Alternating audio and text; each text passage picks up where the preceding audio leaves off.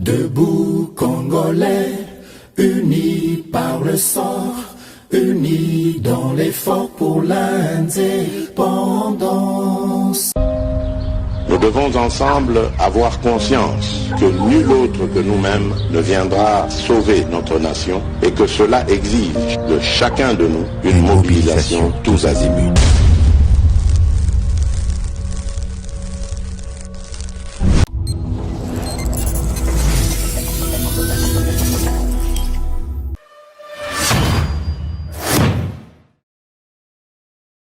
Boza, le bienvenu na GCAM Télévision, fidèles abonnés, chers internautes, Nazana et Sengwakoye Babino, ébélé à travers Mokili Mobimba, Nabolandi, émission Nabino Yaba éclairé, Debout Congolais, et Salema Po Nabino, analyse, paix, décryptage, à information, et Longo Namwana Mboka, Samba, Olonga, Mokili, et Kozalape, Kozalaka, toujours balance, justice, Yanzambe, Iratakate, justice Yanzambe, motomo côté, Aïchapaka, na contrôle nango, waneza tradition, soko salaka mabe, yeba yango ke justice Yanzambe, yoko Aïchapaka nango atamukolo mokote, soko sieti na maboko na biso, tope na maboko ya justice congolaise, na maboko Yanzambe, basieta kate.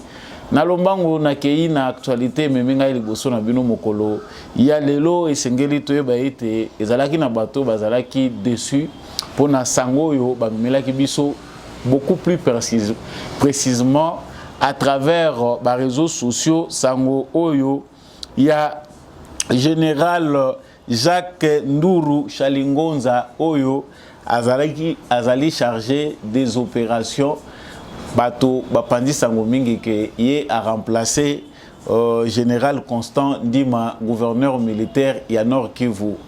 Sangoana ezali démenti par le gouvernement et la République démocratique du Congo. Nanzela Patrick Mouya Yapona Kotali ça a été gouverneur militaire à Lomwete, intérim naye ezali assuré par adjoint naye. Kasi boni pona sango eza kotambola mingi. Lobi nazwaki na tangote mais namona ki ebele kotindela ngai ba information wana concernant général Jacques Nduru Chalingoza, balobi Azali rwandais, a travaillé à peine à M23, il a participé à un mouvement ébélé rebelle.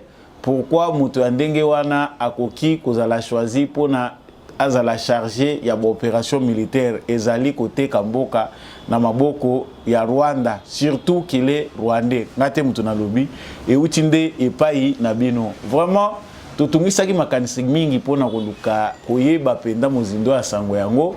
Tout ça peut batu moko tende bazalaki ingénieur na ba réaction opposition congolaise. Tout le monde peut prix Nobel de la paix Denis Mukwege yepé aza ko s'opposer na nomination ana bokomona awa réaction na ye par rapport ya choix wana mais réaction na ye zalaki du que mutoyo ndeko na biso général Jacques Nduru azali choisi comme remplaçant ya Général Constant Ndima. Tozali au cœur et information oyo nayebi ke basambo etambolaka noki na ba réseaux sociaux. Vraiment analyse pe décryptage ba information ba précision ezali tout de suite na cadre ya ba analyse na biso na émission oyo. Koratete zalas côté partageaka déjà na voisin. C'est tout à l'heure avec Samba Olonga. Toko lobela sango ya mibale na kati actualité na biso ezali que bomonaki mikolo utaki koleka to lobela ki likambo ya ba manifestation ndenge lekaki gouvernement congolais a osaki ton par rapport ya ONU processus ya accélération ya départ ya ONU ezali likanisi ndenge mokote na bayi politique ya ensemble pour la République parti cher à Moïse Katumbi. Secrétaire général Nabango Dieudonné Bolingete yazali kotalisa ke ensemble pour la République baza ko s'opposer na départ accéléré à MONUSCO pour Nabango baza ko estimer que moment ezana nous opportunité car sécurité ba civil est encore assurée partout à travers la République démocratique du Congo. Bonne ou mauvaise position ezali vraiment oyo mingi bato bazali bandeko na biso bazali na opposition baza komibenga bongo ba opposant bazali kokanisa ke MONUSCO esengeli ya kendete parce que il est encore important que bazala parce que armée na biso vraiment nana komi capable était à assurer sécurité ya ba civil nyonso sur toute l'étendue ya République démocratique du Congo. Toza ko juger ngo ndenge nini ezandi na kati ya émission oyo nde toko manyola yango toujours dans ces chapitres toko lobela pe likambo ya EAC prolongation ya mandat ya force de l'EAC et Salami ils ont encore pour 3 mois Sama Lukonde premier ministre de la République démocratique du Congo a représenté qui président Félix Tshisekedi na réunion wana isalemaki ya EAC ba président nyonso ba décidé était vraiment bazali ko prolonger mandat ya force ya EAC na République démocratique du Congo pour 3 mois jusqu'au mois de décembre. Provocation, stratégie d'État nini pena to ko retenir na ba condition oyo pe jugement oyo Congo azali kosala par rapport ya force régionale ya EAC na kati ya République démocratique du Congo.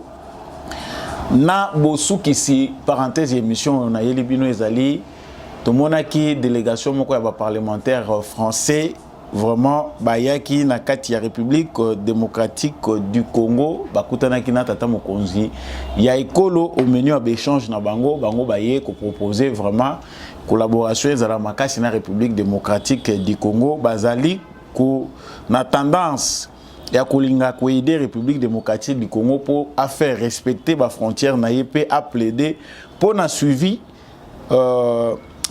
baza capable de plaider pour un suivi de tous les rapports des experts de l'ONU sur la situation de l'Est de la RDC. Bango ba monique ba dossier zebele na mesa ya Nations Unies oyo ezali kotalisa que ba frontière ya Congo ezali violée, ba dossier zebele ezali kotalisa que vraiment Congo ezali agressé.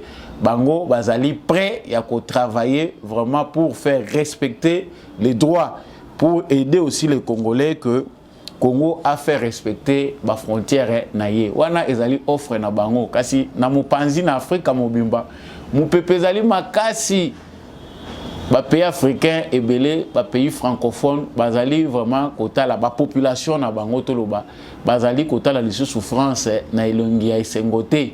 Ezali pays moko oyo partenariat naye bato baza ko lingango lisusu te à travers toute l'Afrique. Voilà point autre aussi sanango émission na biso ya mokolo ya lelo na pesibino matondo mingi une fois de plus ndenge boponi bonne fréquence na benga kango fréquence ya ba éclairé bino ba yebomona musika bozalaka vraiment na esengo ya ko partager basango mboka à travers sens moko élevé ya patriotisme. Tika commentaire, likez surtout. Vous autres l'émission, il y a ça bolonga, vous likez. Non, c'est pas du tout joli, c'est pas vraiment gentil. Il faut aimer, partager, laisser un commentaire. Voilà vraiment la question qui vous a encouragé, présentateur et émission. Nayo, ceux qui peuvent vous abonner à la chaîne Nabisoté, il faut le faire. Abonnez-vous pour devenir membre permanent. Il y a conseil de sécurité, mais il y a émission Debout Congolais. Phare d'essai, Namoté, moi je reviens à l'actualité. Sango Oyo, ezwaki ngai pandaki nazaki na pause moko moi répit. Ma kanisipe ezalaka air moko et kena nous concentration à gauche et topé à droite pour to mekapena nous komona envisager futur le lenge mususu. Donc comme tout être humain. Kasi boyebi ke basango na biso ndenge to partager ka na ba réseaux sociaux coefficient drame ezalaka batu mingi badiembelaka pe na drame. Donc oyo ezali caractère moko ezali tradition na média, il y a toujours un ingrédient dramatique dans chaque information que fournissent les médias. Ce n'est pas seulement au Congo mais c'est dans le monde. Ezali culture il y a média moi sensationnel et accompagnera toujours ba information to pesaka. Wana ezali kaka pour comprendre biso média ndenge nini fonctionnaka. Mais na koti awa na mama la likambo sango na biso ya liboso. Général Jacques Nduru Chalingonza kombo na ye yango wana soki déjà ovandaka na Kinshasa ta bazoka kaka chali ngurru bazr ekoti na kati rwandais. Ça c'est une culture qui se développe de temps en temps, aversion ya ba kombo ya mutu aïe ya ozoka kombo ngona neza pasi ya ko prononcer te, c'est un rwandais. Pona nini totangi kombo ya Jacques Nduru Chalingoza. En tout cas, gouverneur militaire ya Nord Kivu ndenge boyoka ki amona basango azalaki rappelé na Kinshasa pour na évaluation par rapport à la situation au Bissonnion Sotoyebi et les cas qui na ville ya Goma, triste, profond, révélateur. Mutuna mutapesa ki opinion na ye pour na biso na mission oyo boyebi o ezalaki opinion na biso. Nous avons essayé d'éclairer la situation comme telle. Et puis la dernière nouvelle, selon ministre intérieur oyo bakitaki sur terrain et le ministre de la défense ezali ko mettre en lumière ba vérité cachée, il y a drame. Ce qui est drame oyo esalemaki na Goma suite il y a marche, il y a secte oyo bandeko na biso toza ko benga ba wazalendo. De wazalendo qu'il faut d'une certaine manière un bon travail pour combattre aussi certains groupes rebelles, y compris ba M23 oyo bazali ko attaquer mboka na biso. Mais là nous parlons dans un sens négatif sur base yaba makambo oyo tukutani nango. Conclusion à gouvernement toza ko monango na munoko Patrick Muyaya na munoko ya ministre intérieur Kotali Sake. C'est vrai makambo esalemaki en pesant les pour et les contre. On sait que la manifestation était interdite. On sait aussi que makambo ezalaki na sima parce que manifestation eza na Congo. Mais na mopanzi mosusu Rwanda a amassé ba militaire na ye le long ya frontière ya République démocratique du Congo. Je vous laisse suivre de vos propres oreilles makambo oyo ministre ya intérieur alobaki concernant Maï. Qui sont prises. La conversation téléphonique qui a fait baise, je pense, ce qui m'indigne, c'est la réprobation de certaines personnes contre ma personne pour avoir, il y en a qui me disent clairement, tu n'aurais pas dû. Mais moi, j'estime qu'il les fallait. Nous avons les devoirs de redevabilité. C'est ce que nous faisons d'ailleurs. Chaque fois que nous sommes mis en cause, nous devons nous prêter à ces jeux, de donner des explications à nos compatriotes qui ont des reproches à nous faire. Et je l'ai fait de manière volontaire pour essayer tout simplement de tordre les coups à toutes les contre-vérités débitées par ces compatriotes à travers ces différentes vidéos. Et moi, je pensais plutôt qu'on allait voir les côtés démocratiques de cet échange avec un citoyen qui a des idées sur mon action à la tête de mon ministère. À la place, je note une réprobation qu'un ministre ne peut pas échanger avec ses concitoyens, ce qui n'est pas du tout dans ma philosophie. Ce n'est pas parce qu'on est ministre qu'on devient extraterrestre, qu'on doit couper tout contact avec la population. En plus, les fonctions que j'occupe me poussent à être en permanence en contact avec les populations pour savoir ce qu'ils vivent au quotidien. C'est dans ce sens-là que je me suis prêté, malgré que je savais que monsieur était en train de m'enregistrer. Je l'ai même signalé dans la conversation, mais j'ai voulu aller avec lui jusqu'au bout. Il s'agit d'un acte qu'il faut féliciter, qu'un ministre, je suis citoyen comme tout le monde, échanger avec un compatriote qui malheureusement avait des mauvaises intentions, ne peut pas être considéré comme un crime ou bien manque de noblesse. On n'est pas noble lorsque on est au service de la population.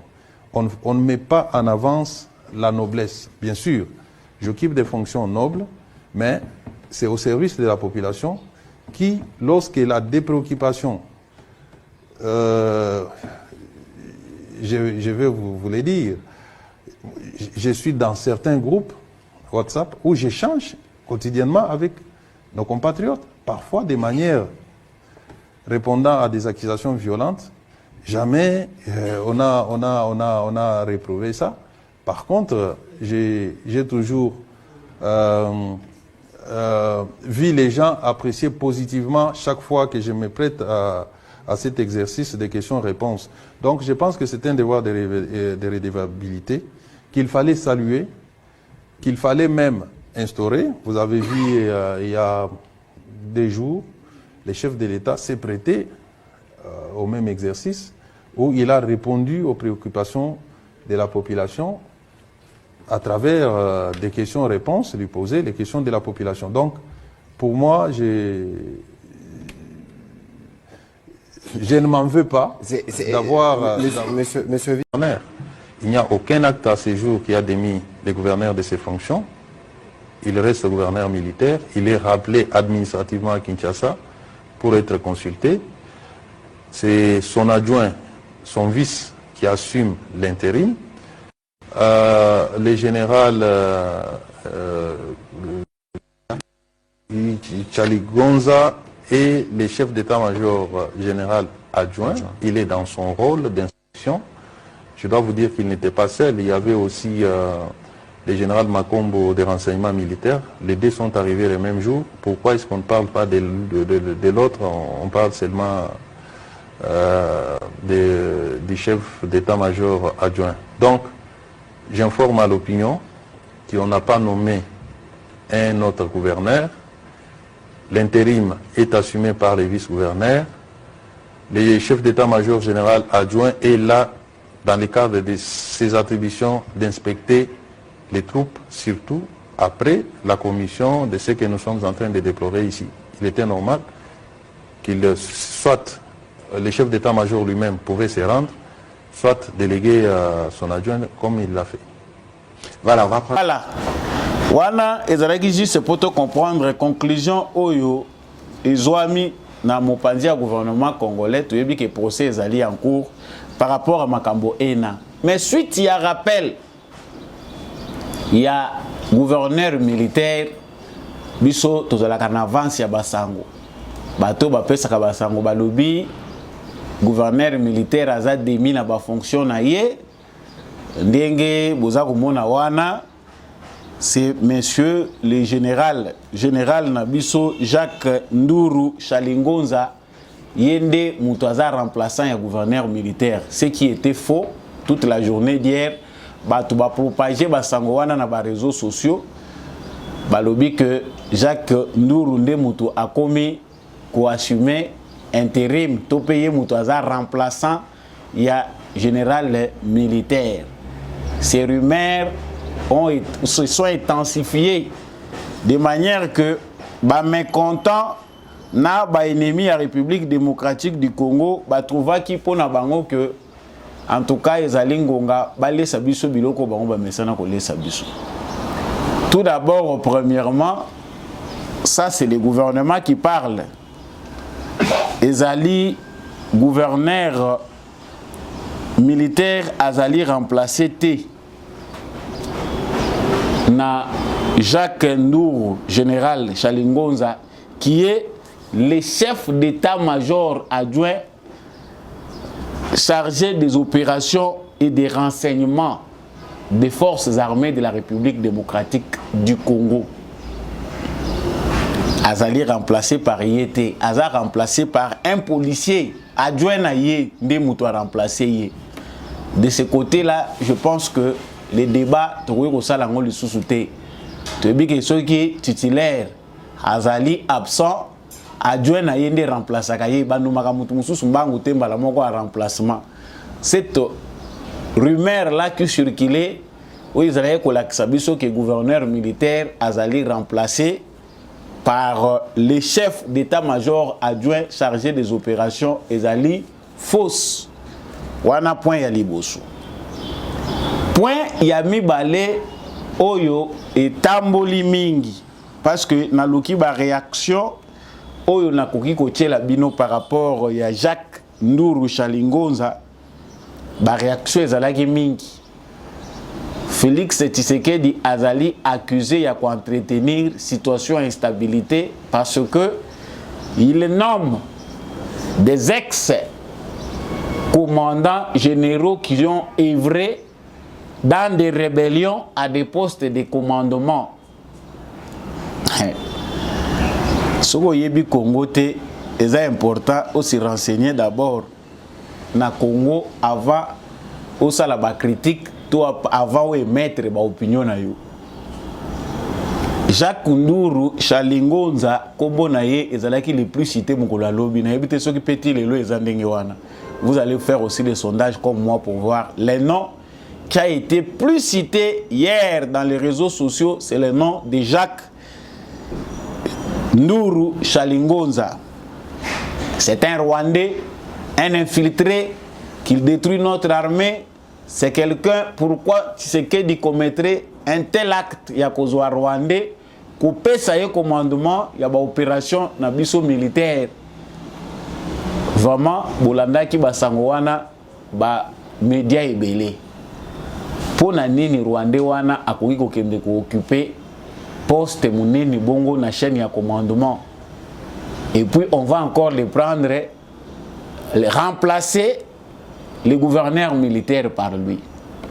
Ngai na ye pour er yangoyo sambolo ngazwa makambo yangoyo. Premièrement, c'est que moi je vais vous dire Jacques Nduru Chalingonza, c'est un Ema de par ce qu'on connaît. Aza Ema. Ya Bunya na territoire d'Irumu. Selon l'information Oyo Toyebi. Pour une catégorie de Congolais qui savent bien peindre l'actualité, c'est un Rwandais. C'est vrai, au Congo aujourd'hui, ils ont facilement, tout comme on s'injurie, ceux qui balobino aux Rwandais, c'est que Makamunayo ils ont clarté. C'est vrai, nakati ya armée congolaise, ba brebis galeuse bazali. Oyo ba détruire armée na biso, oyo ba trahir de temps en temps mboka na biso. Ba état d'âme ya batuto yebite, mais nous jugeons les faits. Jacques Nduru Chalingonza, mon commissaire général les Tshisekedi, c'est Joseph Kabila. Joseph Kabila, mon commissaire général. Comme plusieurs généraux na kati armée congolaise, nagoya kozonga wana. Tango commis général Kabila, commissaire général de brigade, a PC commandement ya base ya Kitona na Congo central. Après wana a commis commandant des opérations secteur Sukola 1, Sukola 2. Ba vraie raison oyo salaki ke Kabila azoye achaye na boloko akangaye toyebi yango réellement te. Ça c'est ce que je regrette dans mes investigations, j'ai cherché à comprendre pourquoi Joseph Kabila avait mis en prison Jacques Nduru. À Kotaki Boloko pour nini, nous savons comment, d'une manière ou d'une autre, Joseph Kabila a utilisé les fils de ce pays contre les pays. Et si, pour ceux qui pensent que celui-ci c'est les criminels qu'il ne faut pas nommer à un tel poste, qu'il ne faut pas garder à un tel poste, il faut trouver bayango premièrement que 60% ya ba généraux na biso baza issus na ba groupe rebelle, na ba mouvement rebelle, MLC, RCD, MK, RCDL, complétez la liste comme vous voulez. Ba généraux na biso pour la plupart, oyo na minito yo ba tondisi armée na biso, ils sont issus des mouvements rebelles.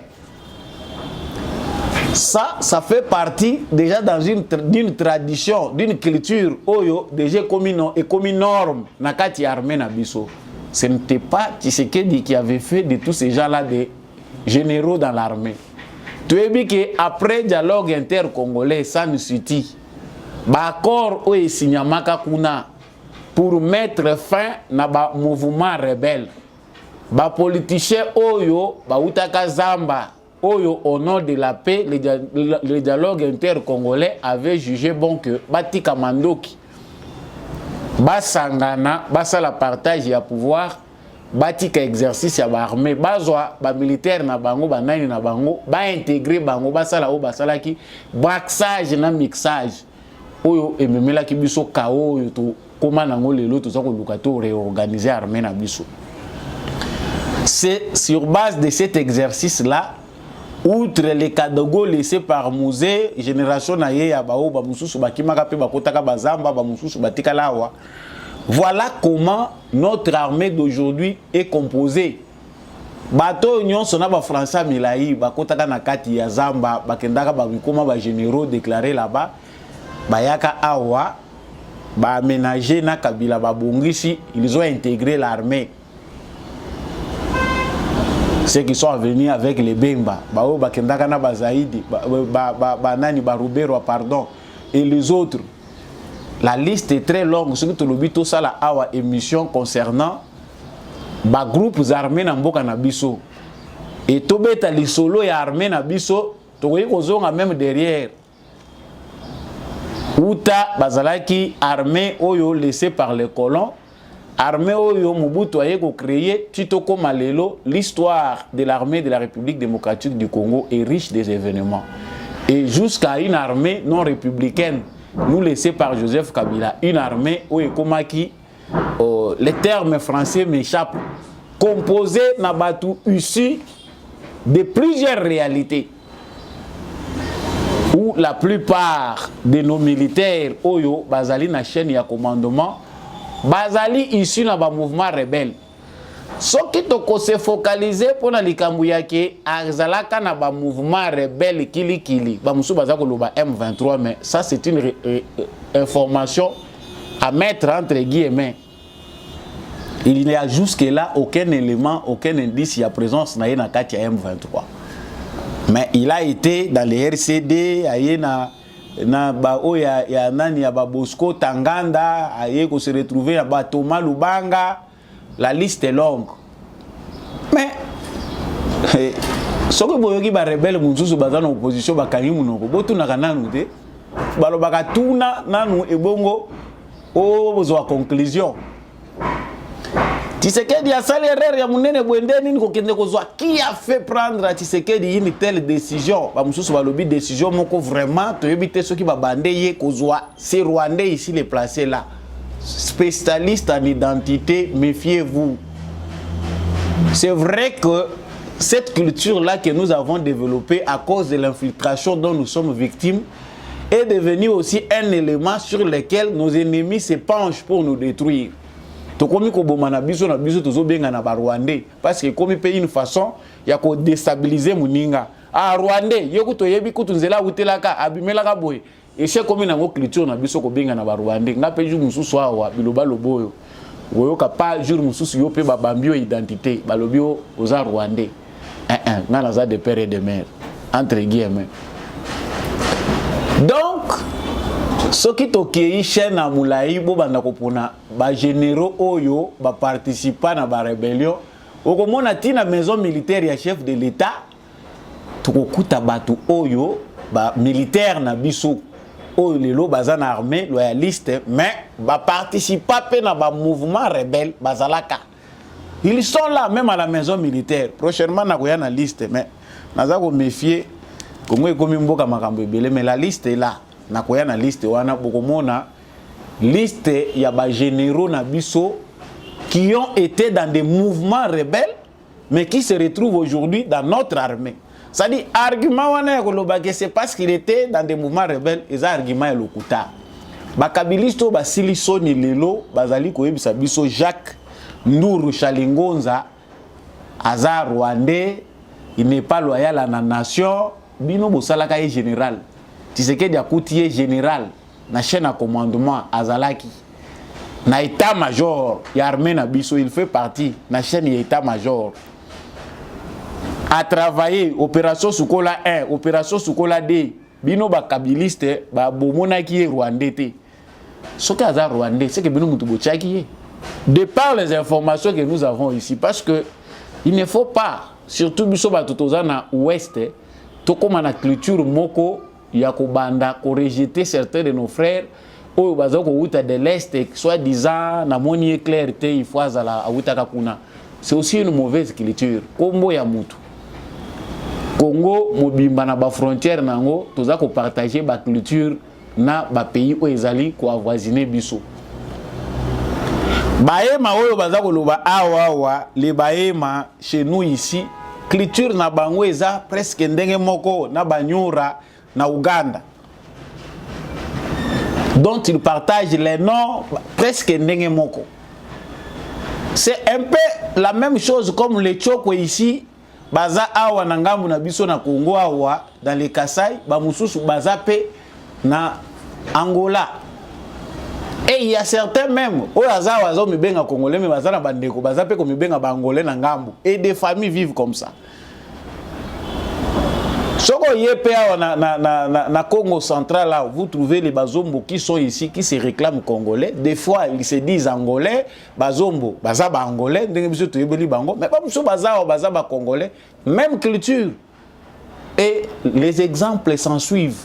Mais nous sommes dans une organisation étatique.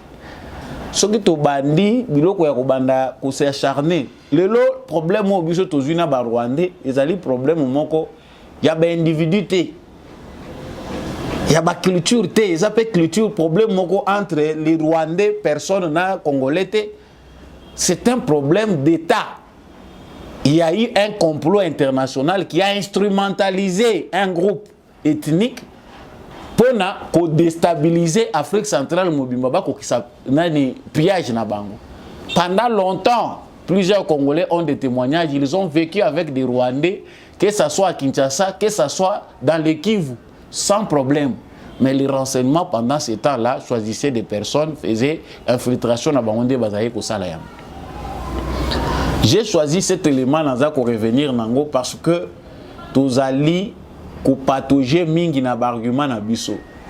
Qui est dans les secrets de la politique militaire de Félix Tshisekedi? Non, ne soyons pas plus experts que Batoyo Bazali dans la réalité. Nous vivons la réalité à travers des bribes d'informations que nous recevons et même dans nos analyses, nous devons être prudents. Vous pensez qu'un chef de l'État, na niveau Félix Tshisekedi Azali, mise en place n'a pas ça sali pour gérer la politique militaire ou arriver à maîtriser Mboka, c'est qu'il faut aussi m'armer. Il y a beaucoup à faire certainement. Mais pour Tshisekedi, Atika Mutuana Vandawana, qu'il soit mauvais ou bon, Azali na stratégie na yebi pourquoi il est là. Pas mususu ba mikimelaki bango moko, il ne les a pas chassés, il les a trouvés là. Basimba ki chaîne à commandement wana mobimba. Tout mona ba mususu ba kimi na Goma en plein Goma, ba officier militaire congolais, ba kimi ba ke ko rejoindre rébellion. Ba yaka ko kanga bango, ba kanga bango te. Ils n'ont pas été arrêtés. Si les gens, certains voient les dangers aujourd'hui, mais à combien plus forte raison, tant que tu sais que des gens accéder au pouvoir. Vous voyez, certains ont fui d'eux-mêmes ici. Nous avons premièrement un problème. Il y a réforme et armée na biso. Si Tshisekedi a se focalisé dans la réforme, premièrement, recrutement, formation, il y a des jeunes militaires na biso ndenge zali en cours. Ils allaient d'abord pour nous pallier na problème ou en la réalité nous avons une armée na biso kobanda chef d'état-major na biso général Yalelo Christian Chiwewe. Bon, Christian Chiwewe il y a dans la génération il y a ba Kadogo ba yaka na ba musée, ils ont été formés là-bas, tout ce qu'on peut dire là. Mais ebele ceux qui battendaient état-major na biso ba musu ba koloba ba koseli oyo te ba kosinga na yebaka yi. C'est compliqué et on ne change pas une armée comme ça en une année. Il faut toujours avoir que ils ont un problème où ils savent que oh balongola yo balongole une armée ba kenda kolongola mutute sur base de spéculation. Mais ba réaction ezali ko bimawa ndenge bozo ko mona réaction moko na zwela ki bino. Les communiqués que vous voyez là sur les remaniements militaires au Nord Kivu 6 septembre 2023. Le communiqué d'un docteur, il s'agit bel et bien de Denis Mukwege. C'est en 2 pages ce communiqué-là. C'est avec stupéfaction que nous avions pris connaissance de la désignation du général Ndounou Changonza pour diriger les opérations militaires au Nord Kivu en remplacement du gouverneur militaire du Nord Kivu, le général Constant Ndimi. Bon, lui a écrit Ndimi. Rappelé en consultation à Kinshasa suite à l'envoi de la commission interministérielle envoyée à Goma sur instruction du président de la République pour faire la lumière sur le massacre à grande échelle commis sur des civils en date du 30 août par des éléments de la garde républicaine et établir les responsabilités dans ces drames. La lettre est longue, comme vous la voyez, et ça en 2 pages. Là, Denis Mukwege fustige le comportement de Félix Tshisekedi qui dit une chose et son contraire. Olobaki, permettre de sous-souter à ce que bateau bazali auteur ya ba crime basali ba crime bakoyi kocha bango na ba chaîne ya na kati ya ba poste ya responsabilité te na cadre ya justice transitionnelle où esengi que ba encourager les sous-ba criminels était na kopesa bango ba responsabilité. Nous ne devons pas faire confiance na bateau oyo bazali na ba crime contre l'humanité. Et dans les communiqués signés de Denis Mukwege, Omoni Atangi Bemba Nambwisa Nyamwisi, qui lui aussi juge bazali ko faire partie na bateau ba auteur ya ba crime na mboka na biso. Mais il faut savoir, même quand on parle que lire l'histoire, Bemba wana ozalaki na Bemba na makambo ya lamuka wana otangaki nanu Bemba teke azali moko ya bato ko participer na biso te au nom ya droit de l'homme oyo zo défendre na ba crime contre l'humanité bato wana bako occuper ba poste à responsabilité te wana kangaki nanu munoko. Lelo on nous rappelle, mais ce général ici il était dans l'armée depuis longtemps. Makelelo yo chaîne au tia comme à niveau à chaîne à commandement. Vous allez absent. On n'a pas vu de communiquer comme ça. Oh, vous avez insisté sur sa personne. Mais Lelo, on ne sait pas quelle mouche a piqué les gens. Bazongi, Félix Tshisekedi, ngai na nature na ngata on a ça l'analyse na nga. Natali réaction ya batwa Kabila. Parce que le kabylisme n'existe pas. C'est une aventure, les c'est bon, le kabylisme n'existe pas. Ceux qui se disent kabylistes, bazaba farceur. Kabiliste en soi, solo kabiliste, c'est un opportuniste, un aventurier. Le kabylisme est un modèle philosophique où total la pensée à Kabila claire, enfin kabiliste. Non, ça n'existe pas. Nous avons des simples opportunistes qui ont profité de ce banditisme d'État là pour s'enrichir, point barre. Mais au taliban réaction, il y a bateau dans les réseaux sociaux, ils ont fait sien ces problèmes. Tshisekedi est en train de créer l'insécurité. Tshisekedi est moko mutazolo insécurité, azocha batouana pona nini, binu bozana bateau ya binu bo charger. Parce que donnez-nous des saints dans notre armée que vous voulez qu'on nomme dans ba poste à commandement. Oyo baza saint et pas na binu bola kisabango.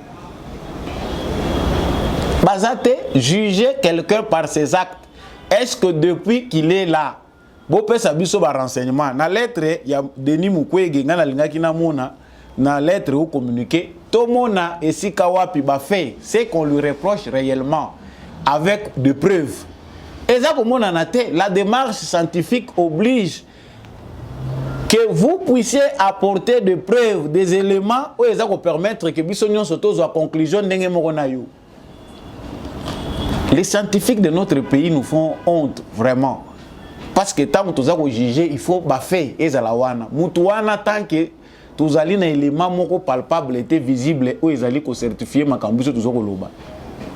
Tant pis, nous laissons la primauté à Félix Tshisekedi qui, dans ses secrets, yaye en tant que chef de l'État, a monique la situation à la Bongo. Totali yango, il est chef d'état-major chargé des opérations et renseignements. Ce n'est pas n'importe quel poste. Moutou a nommé, à cause de la renseigner, à cause de l'information, chers frères congolais, quittons les sentiments. Des fois à côté, non, parce que tous habitués sur nos sentiments, nos émotions, mais lorsqu'il s'agit de parler d'une réalité, quittons les sentiments, faisons réfléchir nos cerveaux. Félix Tshisekedi n'est pas un enfant. Pour diriger beaucoup au Congo, c'est facilité. La réalité, c'est comment. Peut-être que vous avez l'analyse sur base de moi 2 informations, au moins que toute la réalité est vendue. Non! Tshisekedi a nommé Jacques Oyo Aza Rwandais, un très quelqu'un qui trahit. Et Longi, pour Azamouin de la Sambolonga ou bien pour Salindengenini. Moi, je ne suis pas là défenseur de sa nationalité que vous, peut-être, vous connaissez mieux plus que moi. Mais nous parlons ici de la réalité telle qu'elle existe. Ces chaînes, ces postes-là, de haut élevé dans notre chaîne de commandement, tant baza kocha mutu wana soit bayebi rôle nini batieli soit bayebi mécanisme nini ya contrôle quittons un peu nos sentiments na ya ko s'éterniser te na makambo yo. Retenons que notre armée est composée essentiellement na chaîne de commandement nango na bato ebele bauti na ba mouvement rebelle et que ce travail là pour nettoyer notre chaîne de commandement, avoir une nouvelle philosophie de notre armée, avoir de nouvelles têtes, de nouvelles personnes. Oyo, bakoki kopé sa image à sika armée na biso, ça prendra du temps. Les jeunes qui viennent d'entrer, oyo bazana ba académie militaire, basa la pe ba prouesse na bango, ba matape ba échelon, mais entre-temps, on fait avec. Et ça, aux alliés ko sala, mais na kati ya po moko ya kala. Ozo sala du nouveau, mais na po moko ya kala. Et supporter jusqu'à ce que pour remplacer po wana na po mususu ya sika. Nous avons dit sango ya mibale na lobaki nazali kolobela awa. Bomonaki tomanyola ki mingi likambo etali parti politique ya ensemble tolobeli likambo il y a aussi un gouvernement congolais par rapport il y a départ accéléré à MONUSCO. Tout de suite, le Bela Gango Ming une émission précédente. Mais tout le monde Congo bisonyo sotoza ko lobali loba mon côté. Gouvernement congolais a monique présence ya MONUSCO et comme le kola lidusu moko ezali ko provoquer des dégâts dans mboka na biso. Le bon sens veut que nous puissions évaluer le départ de la MONUSCO, ce que ça peut créer dans notre pays. Nous avons eu suffisamment de temps pour le faire. Le bon sens là veut aussi que nous évaluions la mission de la MONUSCO. Est-ce que maintenant là, présentement, qu'est-ce qu'il représente pour nous? Musalo bazo sala na minute autant que tu évaluer ango. Tout ça quoi bazati. Ça va changer quoi? En tout cas, ce n'est pas seulement le gouvernement congolais qui est censé réfléchir dans ce sens, mais nous réfléchissons tous, Congolais, préoccupés par cette réalité. Si aujourd'hui ils ne sont pas là, est-ce qu'il y aura un vide? On ne croit pas aujourd'hui. Parce que s'il y a 20 000 recrues qui sont déjà fin formation, basali quelque part, et que basali koluka déjà batinda bango ba affecté bango quelque part, en tout cas on peut déjà mettre croix sur la mission de la MONUSCO. Et puis na fongoli parenthèse moko na likambo na réfléchir mingi. Il faut aussi armer na biso ba former branche moko munene humanitaire. Il faut maintenant amplifier cela. Avoir une armée, mais branche munene humanitaire par rapport à Makambo, biso toza ko connaître, mais des militaires formés pour les services humanitaires. Il faut tous la branche wana et puis bazala ibele. Bisika oyo ba service humanitaire o baza ko kendaka ko profiter pona ko kotela kabiso de sous insécurité que notre armée prenne le devant na Makambo wana parce que MONUSCO bakomi na bango ba médecin. Alors tout ça na ba minganga na biso ba infirmier awa, tout ça na bango. To utiliser bango. Nazongi na oyezali mama likambo ya point oyo parti ensemble ya Moïse Katumbi bango balobi IOT ndenge moko na ba congolais belé. C'est que ba manifestation nyonso oyo ba congolais baza ko sala ezali kotala bango te. Évaluation à parti ensemble ya Moïse Katumbi bango ba monique pona bango départ accélérer ya MONUSCO baza ko s'opposer nango. Pourquoi? Parce que le moment n'est pas opportun, la sécurité des civils n'est pas encore assurée, surtout dans l'est de la République démocratique du Congo. Je voulais suivre Dieudonné Bolengete, secrétaire général, il y a parti ensemble. En ce qui concerne les retraits précipités de la MONUSCO souhaités par l'exécutif national, bon, nous ne sommes pas de ceux qui considèrent que c'est la MONUSCO qui est notre problème. Notre problème est ailleurs. La MONUSCO est venue ici pour nous aider d'une certaine manière. Elle n'a pas été parfaite, mais nous sommes tous d'accord que sans elle, il y a eu des virages que nous aurions négociés de façon tout à fait chaotique dans ces pays. Et lorsque nous demandons à la MONUSCO de se retirer de notre pays, elle n'a pas vocation à habiter ici interminablement.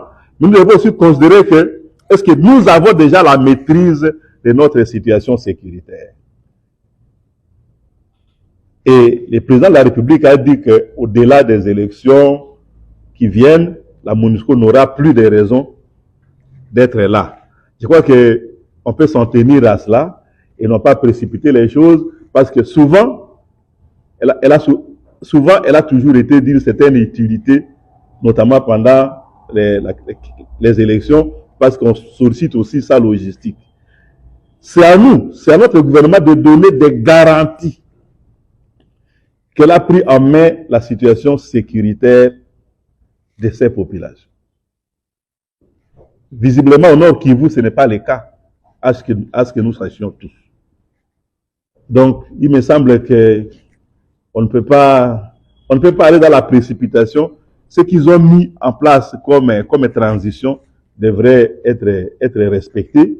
Et si les gens devaient manifester contre la MONUSCO, on ne peut pas nous dire que la République n'avait pas les moyens d'encadrer cette manifestation. Parce que si la République se sert de cette manifestation ratée comme une nouvelle justification pour demander à la MONUSCO de plier bagage, il y a risque que certains n'accusent les officiers congolais d'avoir orchestré ça pour justement sortir ce genre de propos. Voilà, nakanisi bino moko boyoki na matoi na bino, okokanisa ke ngai nde mutu na inventer yango bango nde balobi. Biso toza komona ki après 25 ans MONUSCO aza kokoute biso. MONUSCO a commis na point où aza ko énerver tellement ba congolais que kanda oyo ba congolais baza nango pona MONUSCO et comme pe lokola poche insécurité. Na lobaki na émission passée que ba wazalendo oyo balingaki ba marché pour na likambo départ ya MONUSCO eza inutile, mais même à l'extérieur du Congo il y a des gens qui veulent profiter na mouvement wana. Que pense la MONUSCO? Parce que c'est la décision où taka ki pas Congo. Mais parti à Katumbi lokola baza ba lié ya Kagame. Lokola langage na bango na ya Paul Kagame ezali moko. Un régime qui n'ont jamais condamné, qui n'ont jamais eu le courage de condamner. Bango ceux qui balingi ba condamner suite à ba pression, au mona baza ko sa ondire mutu moko aza ko banga ba amitié. Nous savons tous aujourd'hui que Fondation Oyo Mo Ibrahim ou aza ami ya Moïse Katumbi, aza pe ami ya Kagame Paul, président ya Rwanda. Ils sont associés, ils sont ensemble. On ne sait même pas là plus loin s'ils ont des affaires ensemble. Bazali bato pona bango, bazali ko apporter mingi crédit na Katumbi. Quand vous allez dans les réseaux sociaux, vous trouvez ba compte fictif, ba compte moko infiltré, il y a ba Rwandais ezali ko commenter actualité congolaise, ezali très proche na Katumbi. Pourquoi? C'est parce que d'après ba service na bango candidat au ba moni ki a assurer bien ba intérêt na bango na Congo ezande yewana. Mais na moment oyo ultime oyo batu nyonso baza ko mona ke non. Départ ya MONUSCO ezapé délivrance pour na Congo. La MONUSCO fait partie d'un maillot de deux ordres où ils ont ça là que Kimia y a été dans la République démocratique du Congo. Tout s'est libéré pendant na bango. Ouf, il y a soulagement et qu'il y a après départ na bango. Tout à l'heure, nous bisiko bango bazali, ceux qui tout remplacé, biso moko ba force na biso. Comment on peut aboutir à quelque chose? Té, bango balobi, eza opportunité, eza moment yango. Pour na nini? Parce que Katumbi, Fayulu, Sesanga, bakendaki kokota demande na MONUSCO. Baza ko senga que MONUSCO bakoma ba garde na bango ya sécurité. Ba assurer sécurité na bango. Ba protéger bango parce que bazo mona que régime Félix Tshisekedi des actes criminels, baza ko traquer ba opposants, les opposants ne sont pas en sécurité. Yango il faut baza la protéger na MONUSCO. Basi baza qui peut réponse yango biso c'est ça qui biso. La responsabilité à sécuriser bino en premier lieu les alliés ko revenir dans l'état congolais. Gouvernement ya RDC il faut appeler ça bino ba policier. Parce que même des candidats déclarés mais qui on ne sait pas ceux qui candidature yango basi ba posant baza ko linga ko créer actualité ba pesa bango MONUSCO et banda ko sécuriser bango. Chers frères congolais, les ennemis qui sont pires, qui ne veulent pas qu'on marche, ils sont à l'intérieur. Baza di bandate. Ya li banda wana kutu, bakomi ko banga dynamique ya ba congolais. Mais oyo baza na kati awa, nde baza pire. Nde baza très pire. Nous l'avons dit et vous l'avez vous-même compris que tant que tozako lobana bino, ce n'est pas pour rien. Ba événement mingi to banda ko mona liboso awa ils ont déjà préparé nangonga o biso tozo kanisa qu'il y a des gens oyo baza ko mona République démocratique du Congo na lisu ya mawa. La politique de la République démocratique du Congo a été infiltrée il y a de cela plusieurs années que ba congolais belé baza ko vivre une infiltration wana basi ba commission en norme. Cette décision oyo ko zongi samboka oyo tout droit ezali yo moko analyste na yo na papier na ndako na yo ya bato oyo oza ko souhaiter te ko mona sous na politique ya République démocratique du Congo ko beta bango masashi boete ko bango pe mabanga te mais vote na yo ko pesa yango te na ba agent ya ba oppresseur pour politique à Congo et continuer ko zala toujours na bosoto. Nous l'avons dit. Prolongation, il y a mandat, il y a force, il y a EAC, il y a provocation.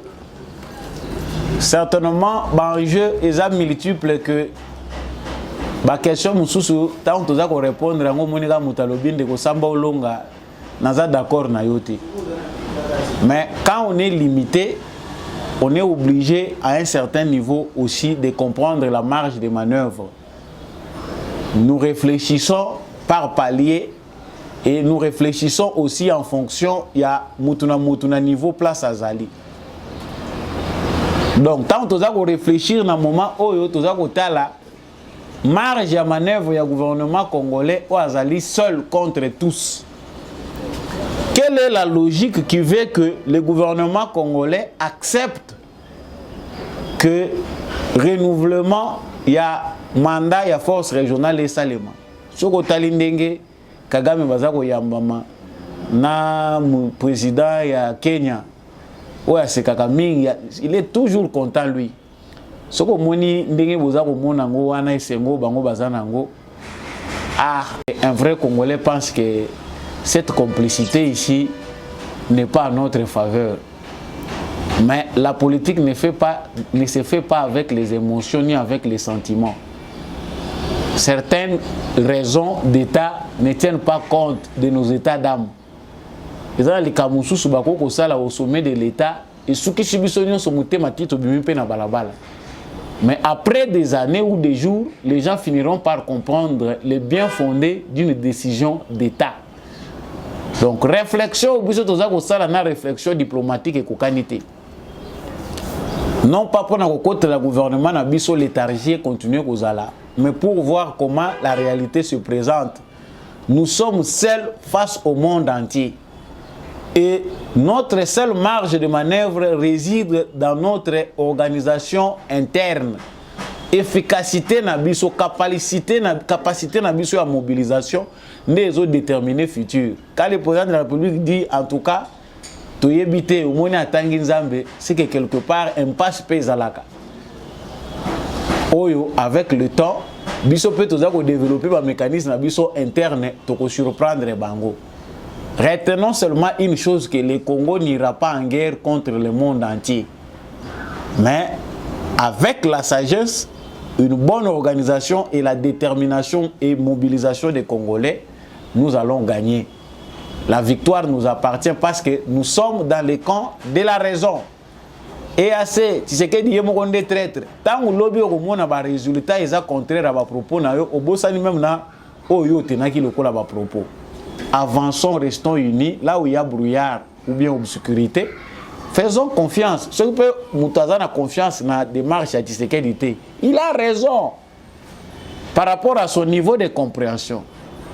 Attendons de voir, l'avenir nous dira qui a raison et qui a tort. Mais défense en nation, il y a tant que les bélés, non, trahir. Non. L'EAC était une recommandation diplomatique.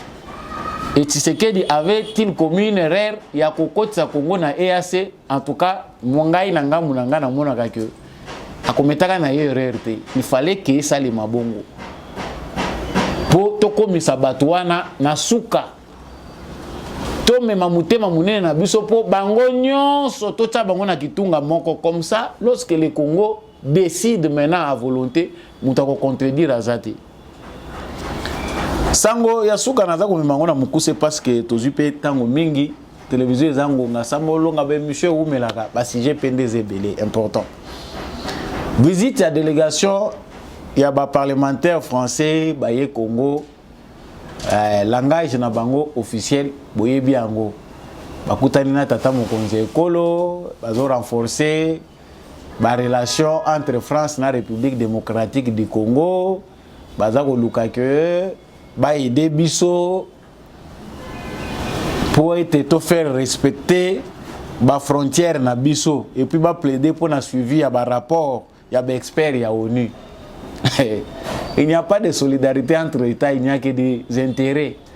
France a la présidence des Nations Unies. Il y a un rapport où il y a des experts et vandi. Bavande liango. Tshisekedi na Nations Unies a télémi na tribune à Yebisi Bango. Bozo un rapport où il y a boka bolango ba membre nyonso. Comme ça, boyebisa biso so etoza na tort. Bafande liango. Macron vient à Kinshasa. Il ne veut même pas faire mention à Zomo Nakutute, à Ineko affronter pour ridiculiser Tshisekedi dans son propre pays. Il avait eu aussi ce qui était son compte. Jusqu'à ce qu'il est parti à Accueilli. Il est venu d'abord au Congo par défi parce que le peuple congolais, de manière générale, n'a pas d'accord à la visite. Mais il est venu parce que la diplomatie veut qu'il vienne.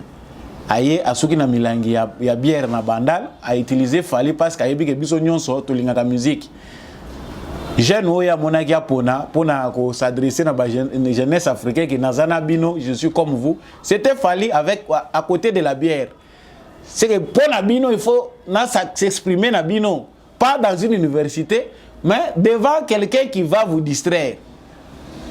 Mais vous allez encore venir nous promettre non, toye, France a besoin, sans effet, Moussika na Congo.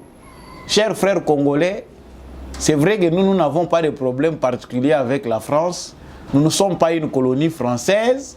Makambo Oyo, ezali ko salema en Afrique de l'Ouest, topé ba pays Oyo francophone, bazali ko se débarrasser na France.